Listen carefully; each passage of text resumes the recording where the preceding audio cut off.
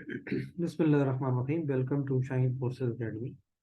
आज हम जो पढ़ेंगे नेक्स्ट इंटेलिजेंस टेस्ट में बड़े अच्छे क्वेश्चंस हैं और इंशाल्लाह आपके बहुत काम आने वाले हैं। वैसे तो पहली स्टेप में इन पे टाइम कुछ ऐसे क्वेश्चन है जो मतलब स्टेटमेंट्स वाले हैं, तो उन पे आप कोशिश करें कि बिल्कुल एंड पे उनको सॉल्व करने की कोशिश करें। अदरवाइज अगर आप कर सकते हैं तो ज़रूर आप उसको हल करना चाहिए, ठीक है।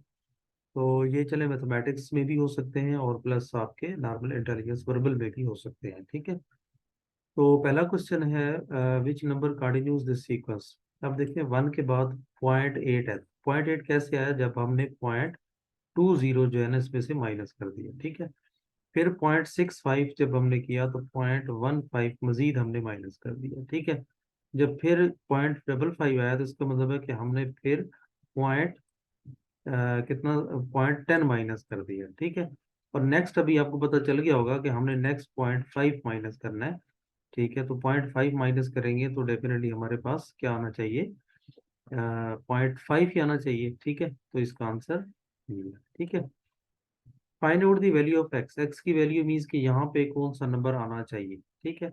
अब अगर देखें 1 जो है, ये 1 जो है ना इसको हम लिख सकते हैं ये 1 का क्यूब है, ये 2 का क्यूब है, ये 3 का क्यूब है, ठीक है। और यहाँ पे 4 का क्यूब है, तो ये 5 का क्यूब होना चाहिए, ठीक है। तो 5 इंटू 5 तो ये बनता है 125, ठीक है। तो ये जवाब।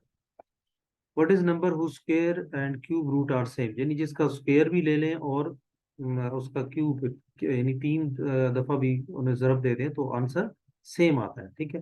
तो वो डेफिनेटली 1 ही है। तो 1 का अगर क्यूब ले लें या 1 का अगर स्क्वायर ले लें तो बात जवाब 1 ही आता है, ठीक है।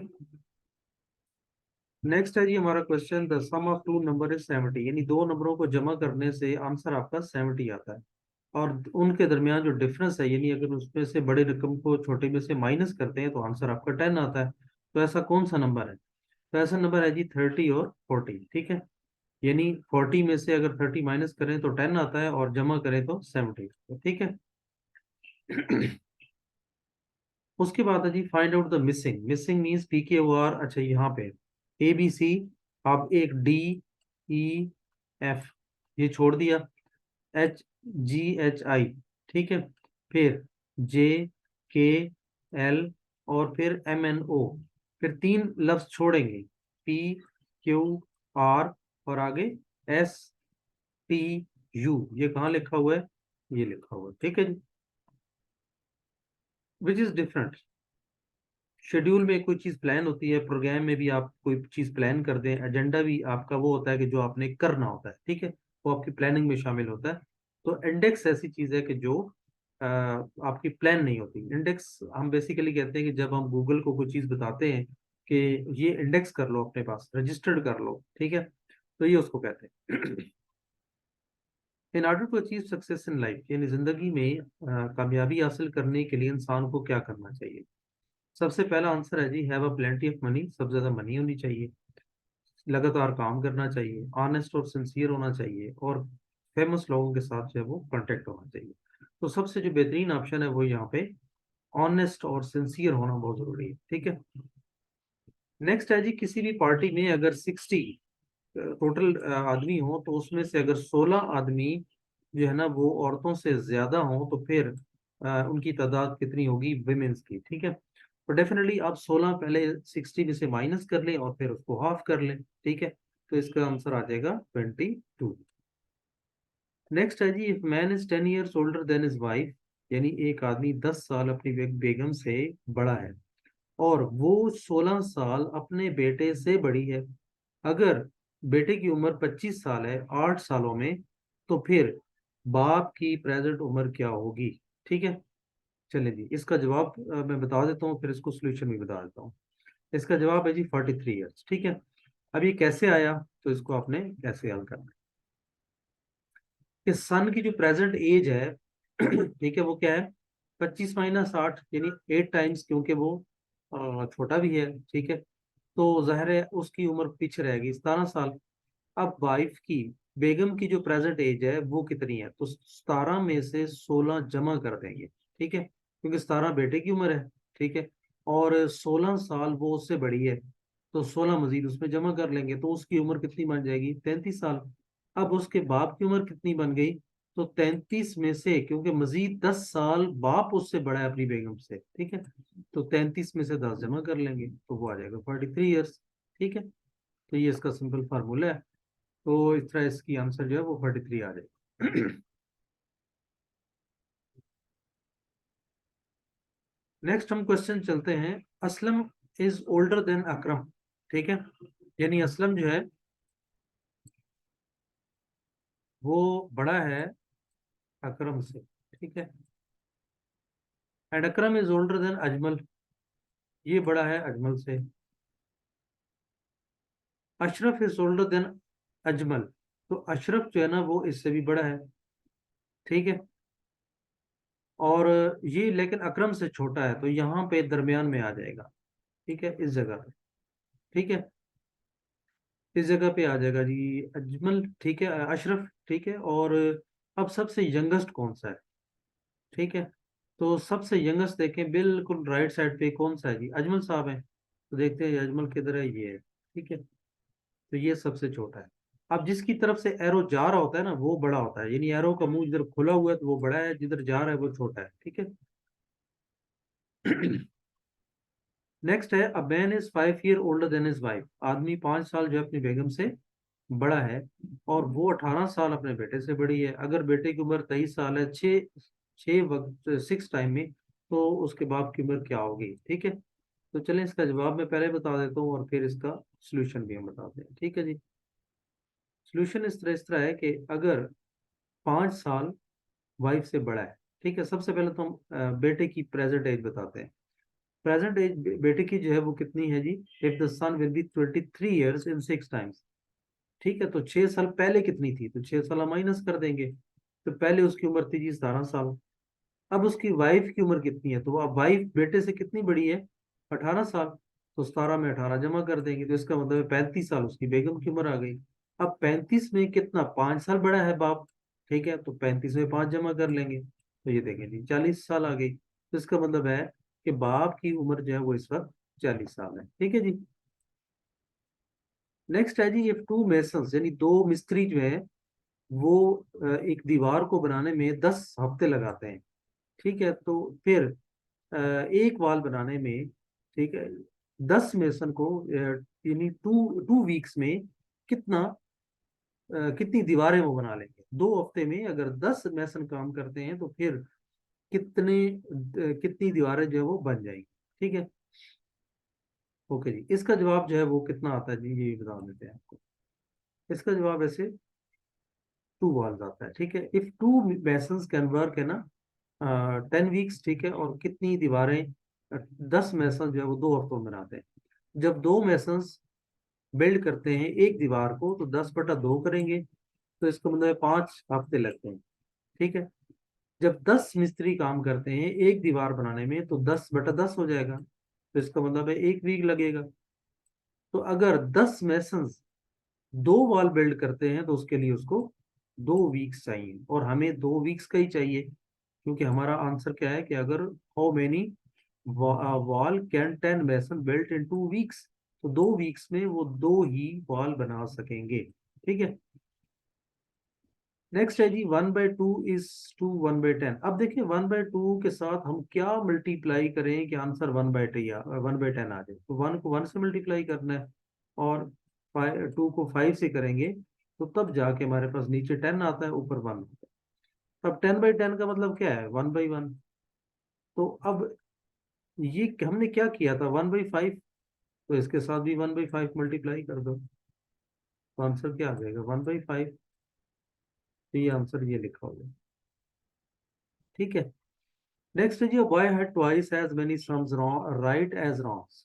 एक बॉय ने टोटल जमा निकाले, ठीक है, और जितने उसके जमा सही थे उतने ही गलत थे। अगर उसके 24 सम्स थे तो उसमें से राइट कितने निकले? ठीक है, तो देखिए जी राइट इसके मिलते हैं 16। अब ये कैसे आया? चलें जी ये भी बता देते हैं। सबसे पहले आपने लिखना है कि let's denote the number of sums the boy got right. जो राइट है उसको आर से रिप्रेजेंट कर दें, और जो सम गॉट रॉन्ग है उसको डब्ल्यू से रिप्रेजेंट कर दें। ठीक है, ज़ाहिर है आपने जल्दी में ये पूरी स्टेटमेंट तो नहीं लिखनी, लेकिन वहां पे आर और डब्ल्यू को मेंशन कर दें, ठीक है। अब जितने देखें प्रॉब्लम, वो कहता है कि उसने twice as many sums right as wrong, जितने रॉन्ग थे वो डबल हैं जितने राइट। तो are is equal to 2W कर देंगे, यानी रॉन्ग वाले जो है वो दुगना है। अगर उसके पास 20 टोटल जो है 24 सम्स हैं, तो फिर हम ये करेंगे कि right plus wrong is equal to 24। अब हम फर्स्ट इक्वेशन के मुताबिक, ठीक है, हम क्या करेंगे, 2W प्लस डब्ल्यू, यानी ये जो 2W है उसमें हम जमा करेंगे, या आप इस सिंपली ये कह सकते हैं कि आर की वैल्यू 2W है ना, तो आर की वैल्यू यहाँ पुट कर दें, तो यहाँ पे आ जाएगा 2W प्लस डब्ल्यू इज इक्वल टू 24, जो हमने ये लिख दिया। अब यहाँ से W की वैल्यू निकल आई, ये 2 प्लस 1 3W आ जाएगा, और 24 W की वैल्यू 24/3 आ जाएगा, तो W की वैल्यू 8 है, ठीक है। अब W की वैल्यू जब 8 आ गई, तो W की वैल्यू जब यहाँ पुट करेंगे इक्वेशन इसमें, R is equal to 2W में, तो फिर क्या आ जाएगा, 8 सिर्फ 2 16, ठीक है। तो इसका मतलब है जो राइट है वो कितने थे, 16। तो यानी बॉय ने 16 सम्स जो है वो सही किए 24 में से, ठीक है। तो ये इसका जवाब है। नेक्स्ट है जी, Akram travels 1 mile, turn right and travels another mile and then turn left and travel 2 miles and again turn left, travel 5 miles, how far he is from the starting point. अच्छा ये मैंने देखें, अब यहाँ पे इसकी क्योंकि डायरेक्शन नहीं है कि इस वेस्ट की तरफ जा रहा है, तो वहाँ किसी भी डायरेक्शन में आप इसको लेके सकते हैं। हम कहते हैं जी वो ट्रेवल करता है जी के यहाँ से कर लो, 1 माइल करता है, ठीक है, फिर वहां से राइट टर्न करता है, ठीक है, और फिर एक और माइल वो ट्रेवल करता है, एंड देन टर्न लेफ्ट, फिर लेफ्ट ट्रेवल करता है, फिर 2 माइल जो है ना वो कवर करता है, एंड अगेन टर्न लेफ्ट, फिर अगेन टर्न लेफ्ट करता है, और ये 5 मील्स जो है ना वो कवर करता है, ठीक है। How far he is from the starting point, तो अब ये यहाँ से यहाँ तक कितना फासला इसने कवर किया, ठीक है। तो ये आपने मालूम करना है। तो यहाँ से आपने ट्राइंगल्स जो है ना वो डिफाइन करनी है, ठीक है। तो इस ट्राइंगल्स की वैल्यू आपने एक मालूम करनी है, तो दूसरी आप निकल आएगी, ठीक है। तो इसका जवाब मैं बता देता हूँ, 5 माइल्स, ठीक है। बाकी आपने खुद करना ना हो तो फिर बता देना यार, मैं कर दूंगा, कुछ नहीं है। ये मैं पहले एक वीडियो आप पहले देखें तो मैं आपको ये काफी बता चुका हूँ कि किस तरह जो है आपने ट्राइंगल्स बनानी होती है। आइस इज टू मेल्ट, क्योंकि वीडियो बहुत लंबी हो जाएगी, इसलिए कुछ चीज़ें मैं आप लोगों पे छोड़ देता हूँ, ताकि आप ये चीज़ें हल, अब इसके लिए फिर आप पिछली वीडियोस देखें, अगर आपको ये नहीं होता ना, तो आप थोड़ी पिछली वीडियोस देखें सीक्वेंस में, उसमें ये काफ़ी क्वेश्चंस मैंने ये डायरेक्शंस वाले आपको करवाए हुए हैं, ठीक है। तो इसका असल जो मकसद होता है ना वो यही होता है कि आप इनको पैथागोरस थ्योरम की तरफ लेके आते हैं, ठीक है। Ice is to melt as water is to, ice अगर पिघलती है तो पानी क्या होता है, पानी बुखरात बन के उड़ता है, और इसको हम कहते हैं evaporate. Interest is to exit, interest कहते हैं दाखिल होना, एग्जिट होता है निकलना, तो ये दोनों अपोजिट है। कम आना और जाना के लिए हम गो इस्तेमाल करते हैं। नेक्स्ट है जी, my age is 3/4 of my brother's है, मेरी एज है वो अपने भाई की उम्र से 3/4 गुना है, और हमारा जो एज डिफरेंस है वो 6 ईयर्स का है। तो मेरे ब्रदर की एज क्या होनी चाहिए, ठीक है। चले एज बता देता हूँ मैं, 24 ईयर्स है, और ये कैसे आया ये भी बता देते हैं। सबसे पहले आपने कहना है कि जी जो ए है वो ब्रदर्स की एज है, ठीक है, और अपनी यानी और ब्रदर की एज बी है, तो ए इज इक्वल टू 3/4 बी, क्योंकि अपनी उम्र भाई की उम्र से 3/4 गुना है, ठीक है। उनका डिफरेंस यानी बड़े भाई की उम्र से दोनों भाई की उम्र से b minus a is equal to 6, ठीक है। अब अब यहाँ क्या करेंगे कि क्योंकि दोनों इक्वेशंस को सॉल्व करने से ए और बी को जब हम सॉल्व करेंगे तो ए इज इक्वल टू 3/4 बी, ठीक है। तो ये हमारी ये इक्वेशन है। अब ए की वैल्यू आ गई ना, तो जब b minus a is equal to 6 है, तो इन दोनों की वैल्यू सब्स्टिट्यूट करने से हमारा आंसर क्या आता है? तो बी एज इट इज आ गया। ए की वैल्यू क्या थी? ए की वैल्यू 3/4 बी थी, तो ये देखें 3/4 बी आपने लिख दिया, इज इक्वल टू 6। तो ये आपने इस इक्वेशन में बेसिकली वैल्यूज पुट कर रहे हैं, ठीक है। तो अब इन दोनों को कंबाइन आप कर लें, तो आपका वैल्यू आ जाएगी पी इज इक्वल टू 24, ठीक है। तो इसका मतलब है कि जो ब्रदर की एज है वो मस्ट बी 24 ईयर्स होना चाहिए, ठीक है। और अगर फर्स्ट ईयर को यूज करते हैं तो ए की उम्र कितनी हो जाएगी? जस्ट बी की वैल्यू आप इस इक्वेशन में पुट कर देंगे तो आपका ए की वैल्यू निकल आएगी, ठीक है। तो ए की उम्र आ जाएगी 18 साल, ठीक है। तो आपकी उम्र यानी 18 साल है और आपके ब्रदर की एज है वो 24 साल, ठीक है। There is a committee of 12 members. Committee कहते हैं एक ग्रुप, ठीक है, जो डिसीजन करता है। तो उसमें 12 आदमी हैं, 9 आदमी कमेटी के जो है वो औरतें हैं। तो आदमी जितने भी है ना, उनके कितनी परसेंटेज उस कमेटी में मौजूद है, ठीक है। तो सबसे पहले तो आप आदमी निकालें ना कि वो हैं कितने, ठीक है। तो परसेंटेज निकालने के लिए मैंने आपको फार्मूला बताया हुआ है कि multiplied by 100 divide by total number कर दें तो वो उसकी परसेंटेज निकल आएगी। तो सिंपल सी बात है, कोई इतना मुश्किल नहीं है। सिंपल आप लिखेंगे टोटल नंबर ऑफ कमेटी 12 थे, नंबर ऑफ वुमेन्स 9 थी, number of men is equal to total numbers में से नंबर ऑफ वुमेन को माइनस करते हैं, यानी 12 माइनस 9 3। तो अब 3% कितनी बनती है, ठीक है। तो मैंने फार्मूला बताया हुआ है कि आप 3 को, यानी 3 उसमें से आदमी है, तो 3 को मल्टीप्लाई कर दें 100 के साथ और डिवाइड बाई कर दें टोटल नंबर, और टोटल कमेटी के मेंबर 12 थे, तो आपका जवाब आ जाएगा 25%, ठीक है। तो यानी आदमियों की जो तादाद है उसमें कितने परसेंट है? 25%, ठीक है। चलिए, जवाब आ गया आपका। A man boys a car, एक आदमी कार खरीदता है इतने पैसों में और बेच देता है इतने पैसों में, तो प्रॉफिट इसे कितना परसेंट में हुआ, ठीक है। तो चलें, जवाब इसका 25% है, निकाल के मैं दे देता हूँ आपको कैसे निकालना है। अच्छा जी, आप परसेंटेज निकालने के लिए आपको पता है कि profit divide by cost price और मल्टीप्लाइड बाई 100, ये इसका फार्मूला है, ठीक है। और इस केस में देखिए हमारे पास जो कॉस्ट प्राइस है, यानी जितने की उसने ली और जितने में उसने बेची, ये वैल्यू आ गई। अब जस्ट इसमें से पहले माइनस कर दे, प्रॉफिट कितना है जी?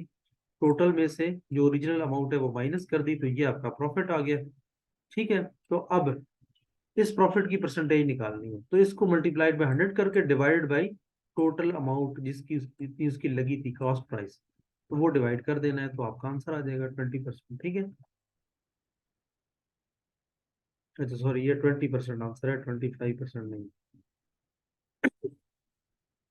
If the sum of two number is 9, the ratio of the number is 1:2। यानी आपके दो नंबर हैं और एक नंबर दूसरे से डबल होना चाहिए। तो मैं अगर ये कहूँ एक 3 है और एक 6 है, तो 6 और 3 कितने होते हैं? 9 होते हैं, और ये रेशियो 1:2 में है, ठीक है। तो जाहिर है इसका जवाब फिर क्या होना चाहिए? इन दोनों को जाहिर मल्टीप्लाई करेंगे तो वो, और इनका प्रोडक्ट, यानी इसका प्रोडक्ट क्या होना चाहिए? तो 6 × 3 कितना होता है? 18। तो ये इसका 18 जवाब आ जाएगा। A student has twice thrice, यानी स्टूडेंट क्या करते हैं तो उनके पास 3 गुना सम ज्यादा था जितना वो पहले उनके पास था। अगर उन्होंने 32 सम्स को अटेम्प्ट किया टोटल, तो उन्होंने सही कितने हल किए, ठीक है। तो आंसर इसका है 8। और कैसे आया ये मैं बता, देखिए सबसे पहले आपने लिखना है कि उसके करेक्ट को हम आर कहते हैं और रॉन्ग वाले सम को डब्ल्यू कहते हैं, ठीक है। डब्ल्यू जो है रॉन्ग, ये 3 गुना सही से ज्यादा है, ठीक है। और टोटल जो है 32 सम्स थे, तो right plus wrong is equal to 32। अब r is equal to 3R, डब्ल्यू क्योंकि 3R के बराबर है तो इसकी वैल्यू यहाँ पुट कर देंगे, यानी यहाँ पे। तो R+3R इज इक्वल टू 32 हो जाएगा, और यहाँ से R की वैल्यू आ जाएगी 32/4, ठीक है। और हम इसको डिवाइड डिवाइड करेंगे तो R की वैल्यू 8 आ जाएगी। जब R की वैल्यू आ जाएगी तो वो यहाँ पे आप पुट करेंगे, तो 24 रॉन्ग आ जाएंगे, ठीक है। जब टोटल रॉन्ग आपको मिल जाएंगे 24, ठीक है, तो आपको नहीं पता चल गया कि 24 आपके रॉन्ग हैं और 32 आपके टोटल थे, तो पीछे कितने बच गए? 24, 32 में से 24 निकाल दें तो पीछे 8 बचते हैं। तो इसका मतलब है आपके हल शुदा जो जितने थे वो 8 हुए हैं, ठीक है। इसको तसल्ली से देख लीजिएगा और इसको सॉल्व करेंगे खुद, जब तक अपने हाथ से नहीं करेंगे ना तो ये नहीं होगा, ठीक है। बाकी मजीद वीडियो देखनी हो तो जनाब हमारे चैनल को ज़रूर सब्सक्राइब कर लें और लोगों तक भी पहुंचाएं ताकि लोगों को भला हो। और इसकी पीडीएफ तो आपको चाहिए होती है, पढ़ना तो पता नहीं आपने होता है कि नहीं, लेकिन पीडीएफ आपको ज़रूर चाहिए होती है। कितने मैसेज आते हैं ना मुझे कि पीडीएफ पीडीएफ पीडीएफ, पता नहीं पीडीएफ इकट्ठी करके, पीडीएफ इकट्ठी करने से बंदा पास नहीं होता, ये मैं पहले बता दूं। लिखा करें, हाथ से लिखा करें, एक चीज़ों को अपने रजिस्टर बनाएं, नोट्स बनाएं, तब जाके आप पास होंगे, ठीक है। तो पीडीएफ भी मैं आपको दे रहा हूँ, नीचे इसी डिस्क्रिप्शन में लिंक्स मौजूद हैं, आप वहां से जाके उस लिंक्स पे जाएंगे तो आपको पीडीएफ की पीडीएफ मिल जाएगी, ठीक है। Which is ought. ऑट इसमें क्या है जी, कैप्टन एक रैंक है, मेजर एक रैंक है, हवलदार एक रैंक है, आर्मी का ब्रिगेडियर आर्मी का रैंक है, जूनियर टेक्नीशियन ये आर्मी का रैंक नहीं है, ये एयरफोर्स का रैंक है, लिहाजा ये डिफरेंट है। विच इज ऑट, यहाँ पे एन आर्टिकल है, ये भी आर्टिकल है, ये भी आर्टिकल है, इज हेल्पिंग वर्ब है, आर हेल्पिंग वर्ब है, तो हमारा ऑप्शन डी एंड ई, ठीक है, क्योंकि डी और ई जो है हेल्पिंग वर्ब है और बाकी वो है। विच इज डिफरेंट, रेक्टेंगल, ठीक है, ट्राइंगल, स्क्वायर, ये सारे इनकी साइड्स होती हैं, जबकि सर्कल की साइड्स नहीं होती, तो ये यहाँ पे डिफरेंट है, ठीक है। तो स्टूडेंट्स ये था आज का हमारा लेक्चर, होपफुली आपको समझ आ गया होगा और आपने माशाल्लाह काफ़ी इस पे आज मेहनत की है और इसमें आपने इसको सॉल्व भी करना है, ठीक है। और इंशाल्लाह मज़ीद इसी तरह वीडियो हमारी जारी रहेंगी, आपको मज़ीद सिखाते रहेंगे हर किस्म की तैयारी, इंशाल्लाह मज़ीद वीडियोस भी आ रही हैं, आ जाएंगी जल्दी, ठीक है। तो दुआओं में याद रखें, ज़रूर अपने दोस्तों में शेयर किया करें, ठीक है। बस मिलते हैं इंशाल्लाह फिर नेक्स्ट वीडियो में, अपना बहुत सारा ख्याल रखें, टेक केयर, अल्लाह हाफिज़।